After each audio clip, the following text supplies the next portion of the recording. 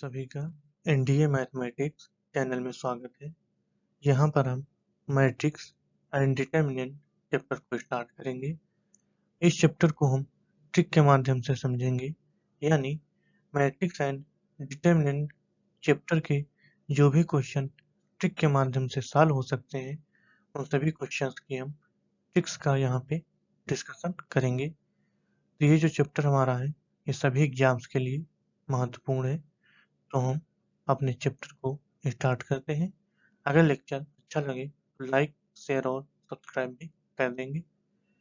यहाँ पर हमारा पहला क्वेश्चन है, if in any matrix number of row is equal to 4 and number of column is equal to 3 then all elements in matrix.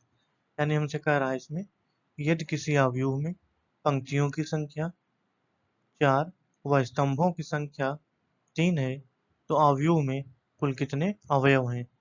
तो कभी भी इस प्रकार का क्वेश्चन आ जाए जिसमें हमें पंक्तियों की संख्या दी हुई हो और स्तंभों की संख्या दी हुई हो और हमसे अवयव पूछ रहा हो, तो हम क्या करेंगे, number of rose into number of column कर देंगे, तो हमें एलिमेंट्स इन मैट्रिक्स निकल आएंगे। यानी जब भी हम पंक्तियों की संख्या और स्तंभों की संख्या का मल्टीप्लाई कर देंगे तो हमें अवयव में अवयव निकल आएंगे।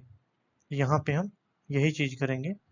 हमसे अवयव पूछ रहा है तो क्या करेंगे, ये जो पंक्तियों की संख्या है और यहाँ पे स्तंभों की संख्या यानी number of column into number of रोज कर देंगे।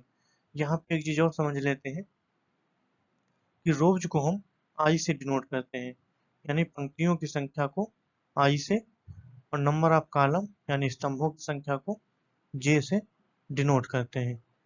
इस चीज को हम और समझ लेते हैं, नंबर ऑफ रोज को आई से और नंबर ऑफ कॉलम को जे से डिनोट करते हैं। यहाँ पे आई इंटू जे कर देंगे, यानी number of rose into number of column. यहाँ पे रोज कितनी है, 4 है, और जो कॉलम है वो है 3। यहाँ पे क्या करेंगे, 4 इंटू 3। तो इसका आंसर जो आएगा वो आएगा 12। यानी इस मैट्रिक्स में जो अवयव होंगे, एलिमेंट होंगे, वो होंगे 12।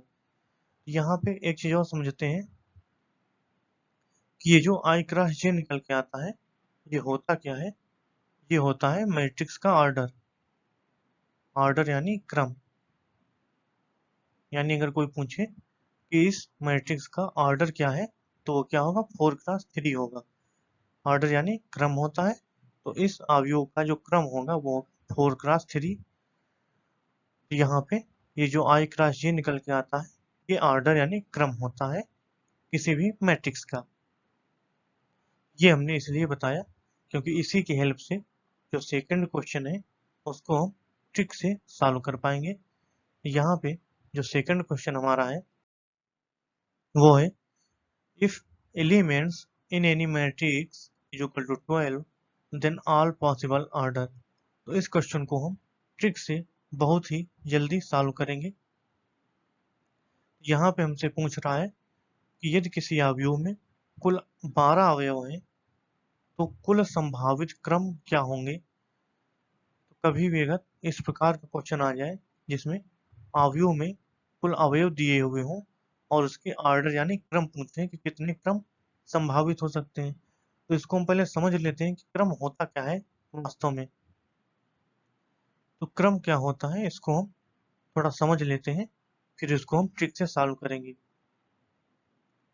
तो कभी भी हमें अवयव दिए हुए हों यानी एलिमेंट दिए हुए हों और हमसे क्या पूछे, हमसे पूछे ऑर्डर क्या है उसकी, यानी क्रम क्या है, उसके कुल संभावित क्रम पूछ रहा है। तो कुल संभावित क्रम जब पूछे, यानी इसमें पंक्तियों की संख्या कितनी हो सकती है, स्तंभों की संख्या। सबसे पहले अगर हम एक पंक्ति ले लें और 12 कॉलम ले लें, जैसे यहाँ पे हमारा ये अवयव है, तो पंक्ति क्या होती है, ये जो हॉरिजॉन्टल होती है ये पंक्तियां होती हैं और जो वर्टिकल होते हैं वो कॉलम होते हैं। तो यहाँ पे अगर हम एक ही रो लें, यानी एक रो ले ली हमने और ऐसे 12 कॉलम ले लें, यहाँ पे कितने अवयव आ जाएंगे? 12 इंटू 1 12 आएंगे।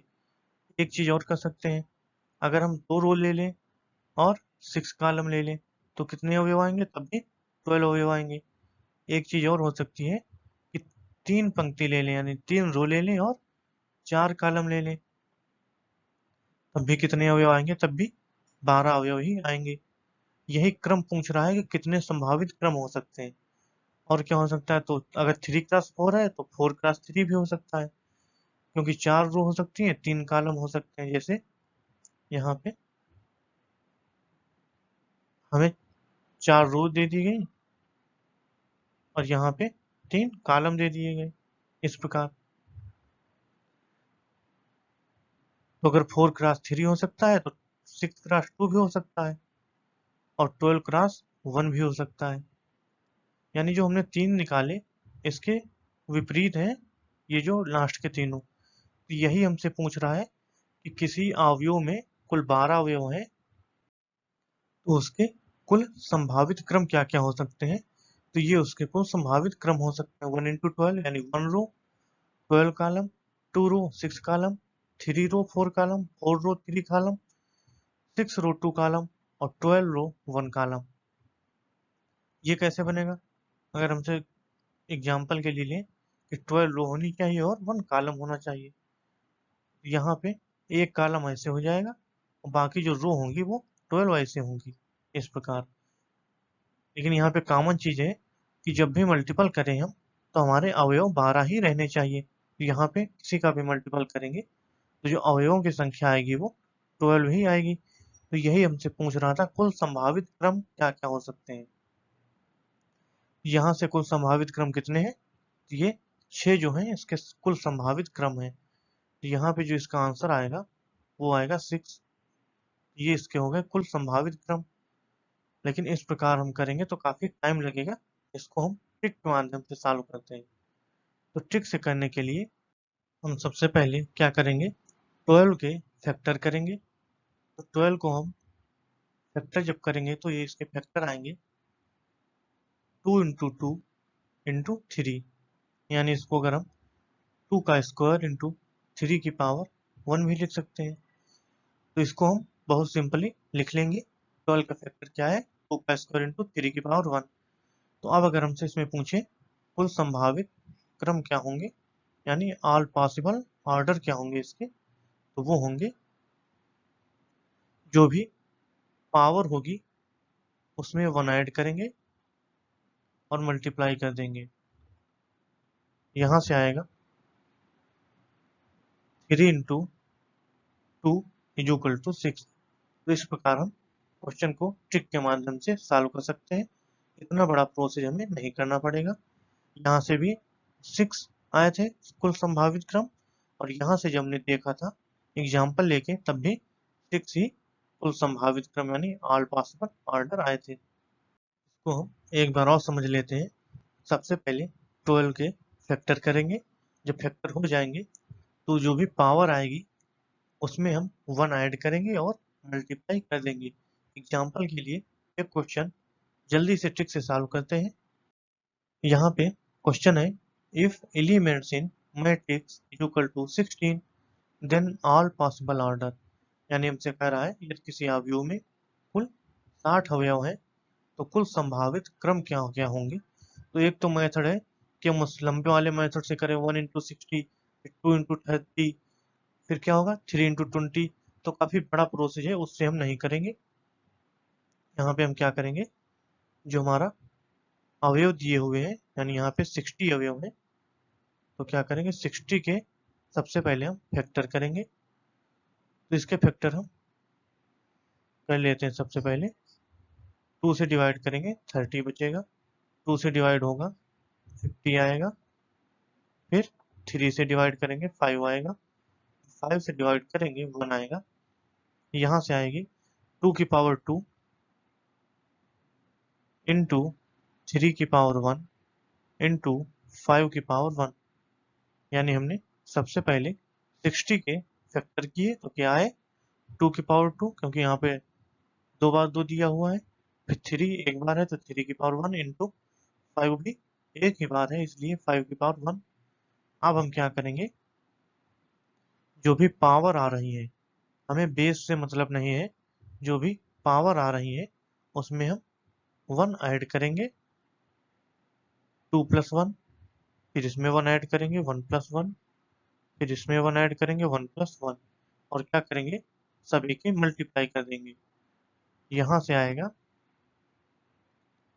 3 × 2, यहाँ से जो हमारा आंसर आएगा वो आएगा 12। यानी इस क्वेश्चन के जो कुल संभावित क्रम होंगे इस आव्यूह के, जिसमें 60 अवयव हैं, उसके कुल संभावित क्रम 12 होंगे।